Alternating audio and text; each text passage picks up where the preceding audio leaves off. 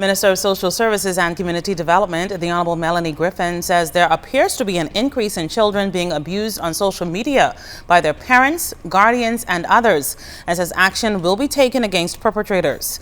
Her declaration came during a press conference to announce activities marking Child Protection Month observed in April.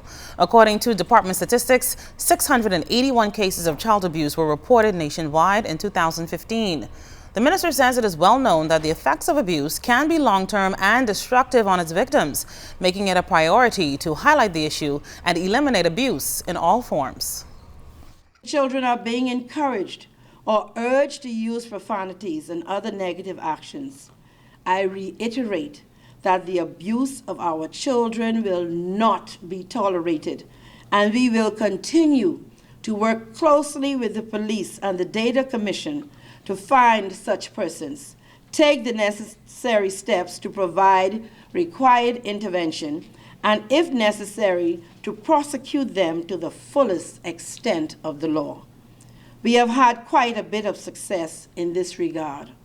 And so again, we thank the public in their continuing efforts to bring such matters to our attention.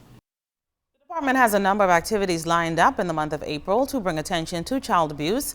Significant events on the calendar include a church service and youth rally.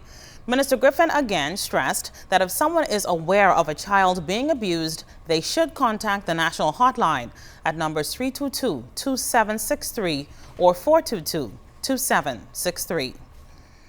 It is imperative that we demonstrate zero tolerance in our country for any form of abuse of the most vulnerable among us, especially our children. As we look to our future, we must all ensure that we do our part.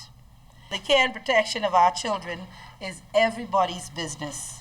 When we protect our children, we protect our future.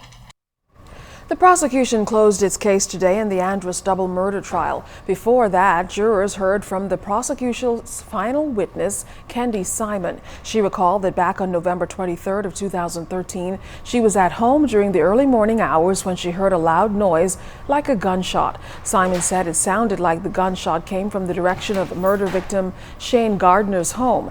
And a short time later, Simon testified that she heard what sounded like a vehicle making a revving sound. Now, after prosecutors closed their case, jurors were excused to allow the defense to make final legal submissions. Zintwarn Duncombe, Daniel Coakley, James Johnson, and Cordero Saunders are accused of kidnapping and killing Shane Gardner and his friend Tishka Brennan after an apparent armed robbery, but they maintain their innocence. In other news from the courts, Quentin Bethel, the man accused of tickling a woman awake during a home invasion back in September, expecting to learn his fate tomorrow.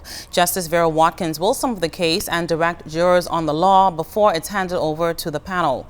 Prosecutors claim that Bethel broke into the Wellington Street home of the woman during the early morning hours and tickled her feet.